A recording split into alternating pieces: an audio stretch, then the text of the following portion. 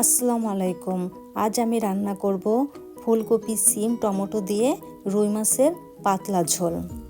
আমি যেভাবে রান্না করি জাস্ট সেটাই আপনাদের সাথে শেয়ার করি। মাছ আমি ভেজে রান্না করব, এই জন্য হলুদ লবণ দিয়ে সুন্দর করে মাখিয়ে নিচ্ছি। প্যানে আমি তেল গরম করে নিয়েছি। তেল আমি কম পরিমাণ দিয়েছি। কম তেল দিয়ে মাছ ভাজলে মাছের টেস্ট ভালো থাকে।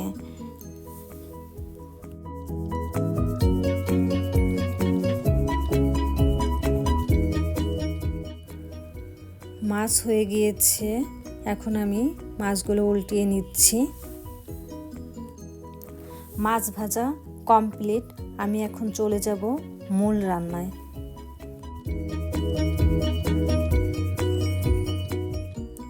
কড়াইতে পেঁয়াজ কুচি দিয়ে দিলাম।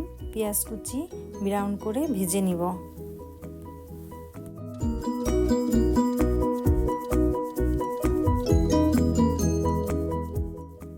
পেঁয়াজ কুচি ব্রাউন করে ভাজা হয়ে গিয়েছে, এখন আমি টমেটো কুচি অ্যাড করব আর কিছু আস্ত টমেটো রেখে দিব, যেটা আমি পরে ইউজ করব।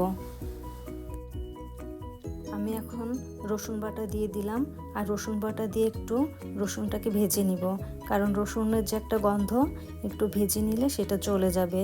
একে একে আমি ধনিয়া গুঁড়ি, জিরা গুঁড়ি, হলুদের গুঁড়ি, মরিচের গুঁড়ি দিয়ে সুন্দর করে কষিয়ে নেব। আর কষানোর উপরে হচ্ছে তরকারির মজা। যত সুন্দর কষানো হবে তরকারিটা তত মজা হবে।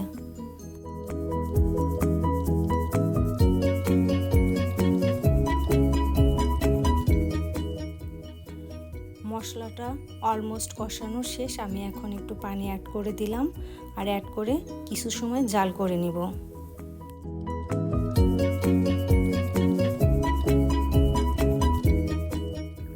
মশলাটা রেডি। এর মধ্যে আমি এখন ধুয়ে রাখা ফুলকপি, সিম দিয়ে দিব আর এটা দিয়ে আমি সুন্দর করে কষিয়ে নিব। রান্নাটাও এক ধরনের আর্ট যেমন মনের মাধুরী মিশিয়ে করলে সুন্দর হয়, রান্নাটাও তেমন মনের মাধুরী মিশিয়ে করলে সুন্দর হয়। আমি মিডিয়াম ফ্লেমে রান্না করছি আর সবজির সঙ্গে মশলাটা মিশিয়ে নিচ্ছি। সবজিটা মিশানো হয়ে গেলে সামান্য পরিমাণ পানি দিয়ে আমি সবজিটা ঢেকে দিব কিছু সময়ের জন্য। সবজির সঙ্গে মশলাটা সুন্দর করে মিশিয়ে গিয়েছে, আমি আরও কিছু সময় কষিয়ে নিব।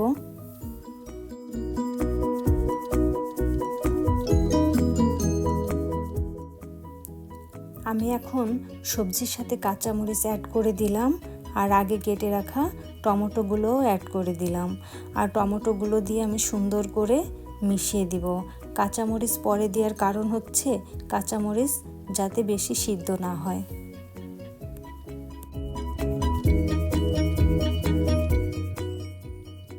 আমি এখন ঝোলের পানি অ্যাড করে দিলাম।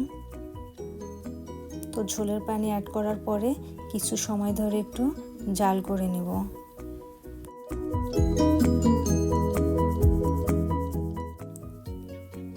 ঝোলে সুন্দর করে জাল চলে এসেছে। আমি এখন এর মধ্যে ধনিয়ার পাতা অ্যাড করে নেব।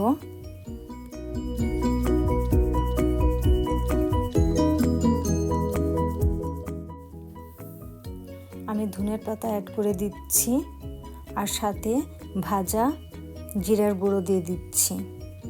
ভাজা জিরার গুঁড়ো দিলে হয় কি তরকারিটা ভীষণ মজা হয়।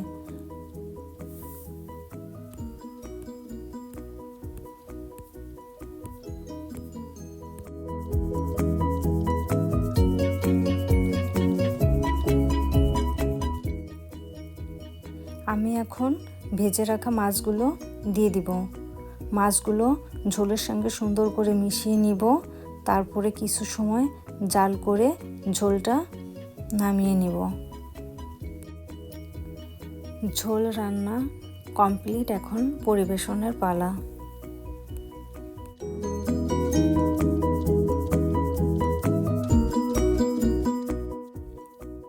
দেখেন ঝোলটা দেখতে কত সুন্দর হয়েছে, খেতেও অনেক মজা হবে।